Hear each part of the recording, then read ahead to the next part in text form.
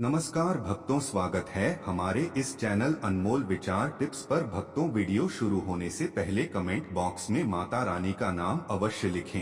भाई दूज कब है और भाई दूज की पूजा का शुभ मुहूर्त, भाई को क्या खिलाएं क्या ना खिलाएं, जानिए सब कुछ इस वीडियो में। भक्तों, आज की जो वीडियो का विषय है बहुत ही सुंदर है। भक्तों, आज मैं आप लोगों को भाई दूज संबंधित संपूर्ण जानकारी बताऊंगा और इस वीडियो में बताऊंगा कि भाई दूज के दिन हमें गौ माता को क्या खिलाने से हमारे घर में धन की प्राप्ति होती है, तथा भाई दूज संबंधी संपूर्ण जानकारी इस वीडियो में बताऊंगा। अपना कम से कम 8 से 10 मिनट का बहुमूल्य समय जरूर देना, फिर आपको समझ में आ जाएगा कि हमें जो है भाई दूज क्यों माननी चाहिए। भक्तों, वीडियो शुरू करने से पहले कमेंट बॉक्स में जय हरि विष्णु जय मां लक्ष्मी अवश्य लिखें और यदि आपको यह वीडियो पसंद आता है तो वीडियो को लाइक करना ना भूलें। भक्तों, कई हजार वर्षों बाद भाई दूज के दिन बहुत ही दुर्लभ और दिव्य संयोग बनने जा रहा है, क्योंकि इस दिन भाई दूज होने के साथ साथ राजयोग, अमृत सिद्ध योग और साथ ही धन लक्ष्मी जैसे कई योग बन रहे हैं, जिस वजह से सभी भाई और बहनों के लिए यह दिन अधिक शुभ और फलदायी होने वाला है। और इस दिन भगवान श्री हरि विष्णु और मां लक्ष्मी सबसे अधिक प्रसन्न होने वाले हैं। इसलिए भक्तों, इस दिन जो भी बहनें अपने भाई के लिए सच्चे दिल से मांगेगी उसकी मनोकामना जरूर पूरी होगी। वहीं भक्तों, भाई दूज पर ऐसा खाना कभी घर में मत बनाना और भाई दूज पर भाई को ऐसा कलावा कभी मत बांधना, वरना भाई की मृत्यु हो जाती है। साथ ही जानिए भाई दूज पर जो गोला होता है उसका भाई क्या करें और भाई दूज पर केले और गोला अर्पित क्यों करते हैं और केले क्यों लाते हैं और भाई दूज पर सेवियां क्यों बनाई जाती हैं और इस दिन बहन को क्या उपहार देना चाहिए और क्या नहीं, और इस दिन कौन से कपड़े नहीं पहनने चाहिए, साथ ही इस दिन व्रत रखें या नहीं, और भाई दूज के दिन कब पड़ेगा और भाई दूज करने का शुभ मुहूर्त कब रहेगा, जानिए सब कुछ इस वीडियो में। इसलिए भक्तों, वीडियो को आखिर तक जरूर देखें। और भक्तों, अगर आप भी अपने भाई और बहन के लिए लंबी आयु और सुखी जीवन की कामना करते हैं तो इस वीडियो को लाइक करें, कमेंट में जय माता लक्ष्मी लिखना ना भूलें। भक्तों, हर साल कार्तिक मास के कृष्ण पक्ष की द्वितीय तिथि को भाई दूज का त्योहार मनाया जाता है। यह पर्व भाई बहन के प्रेम का प्रतीक है, जो कि हर साल दिवाली के 2 दिन बाद कार्तिक मास शुक्ल पक्ष की द्वितीय तिथि को आता है। भक्तों, लेकिन इस बार 2 दिन द्वितीय तिथि का संयोग होने से गोवर्धन पूजा और भाई दूज की तिथियों पर इसका प्रभाव पड़ा है। तो आइए जानते हैं इस साल भाई दूज कब मना सकते हैं, भाई दूज तिलक का सबसे शुभ समय और भाई दूज के कुछ विशेष नियमों के बारे में। भक्तों, शास्त्रों में उल्लेख मिलता है कि कार्तिक कृष्ण पक्ष की द्वितीय तिथि के दिन यमराज अपनी बहन यमुना जी के घर दोपहर के समय आए थे और बहन की पूजा स्वीकार कर उनके घर भोजन किया था। तभी से यह दिन भाई दूज के रूप में मनाया जाता है, जहां बहनें अपने भाई की लंबी उम्र और सुख समृद्धि की कामना करती हैं और भाई अपनी बहन की रक्षा का वचन देते हैं।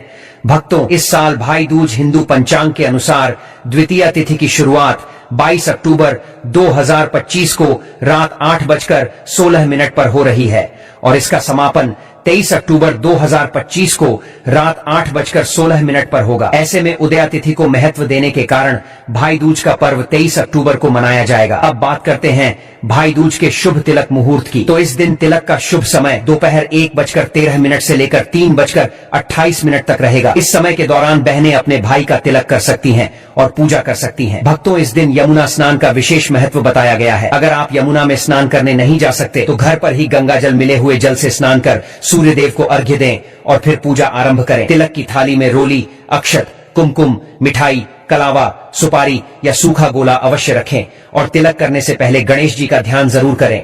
फिर शुभ मुहूर्त में भाई को तिलक करें, उनके हाथ में कलावा बांधें और उन्हें सुपारी या गोला भेंट करें।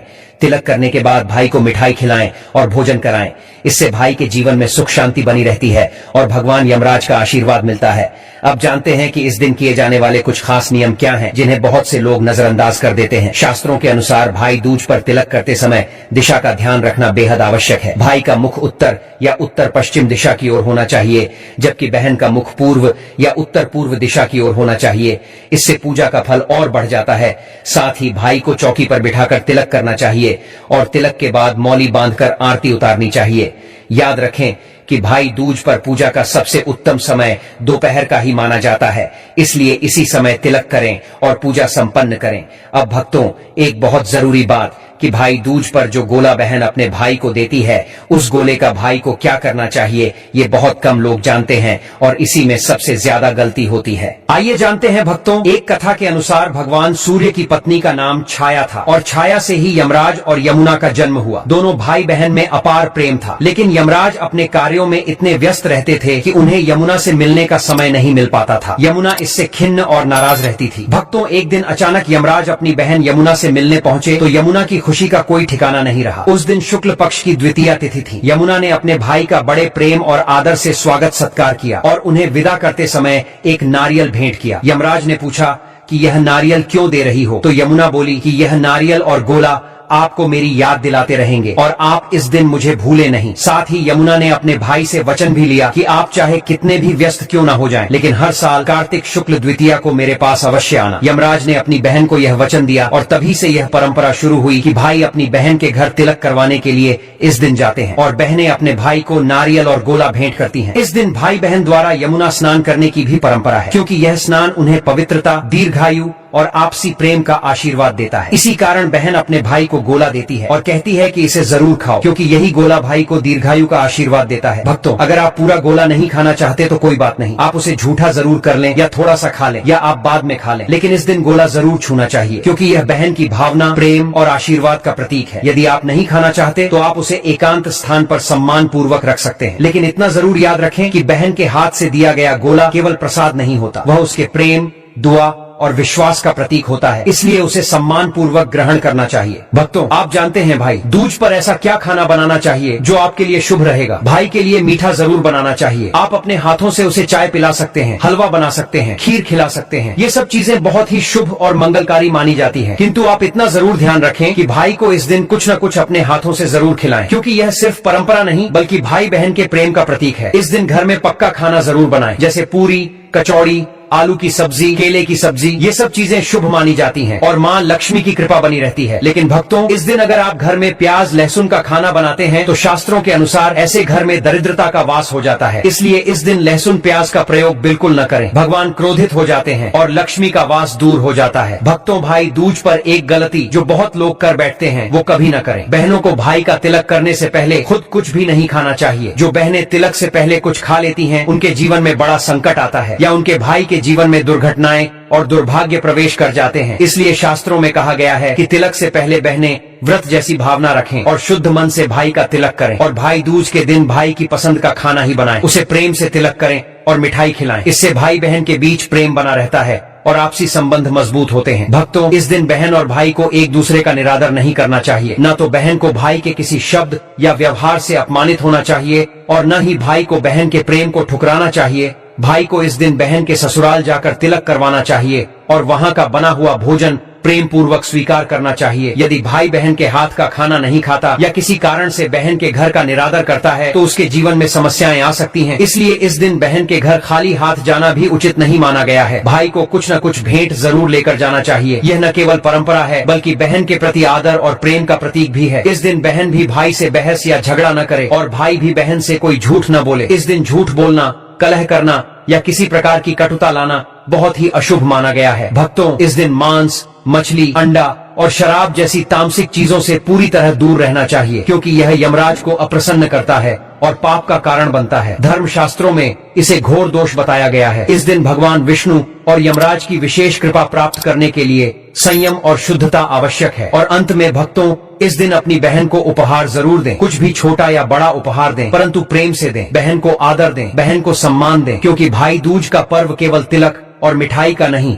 बल्कि रिश्तों में मिठास घोलने और जीवन भर उस बंधन को निभाने का दिन है। तो आइए भक्तों, अब आपको सुनाते हैं भाई दूज की एक बहुत ही सुंदर पौराणिक कथा। भक्तों, भाई दूज की कथा सुनने मात्र से भाई और बहन दोनों की उम्र में वृद्धि होती है और भाई पर कोई भी संकट कभी नहीं आता। भक्तों, पुराणों के अनुसार कार्तिक शुक्ल पक्ष की द्वितीया तिथि को मृत्यु के देवता यमराज अपनी बहन यमुना के प्रेम भरे आग्रह पर उनके घर गए थे और वहीं से इस पावन पर्व की शुरुआत हुई। भक्तों, सूर्य भगवान की 2 संतानें थीं, पुत्र यमराज और पुत्री यमुना। और जब सूर्य का तेज छाया सहन नहीं कर पाई तो उसने अपनी छाया मूर्ति बनाकर यम और यमुना को सौंप दिया और वहाँ से चली गई। लेकिन छाया को उन बच्चों से कोई लगाव नहीं था। ऐसे में यम और यमुना एक दूसरे से गहरे प्रेम और स्नेह में बंधे थे। यमुना बार बार अपने भाई से मिलने जाती और उनका हालचाल पूछती, बार बार अपने घर आने का आमंत्रण देती, किंतु यमराज अपने कार्यों में इतने व्यस्त रहते कि कभी समय ही नहीं निकाल पाते। लेकिन भक्तों, एक बार कार्तिक शुक्ल द्वितीया को यमराज अचानक अपनी बहन यमुना के घर आ पहुंचे। यमुना ने बड़े प्रेम से उनका स्वागत सत्कार किया,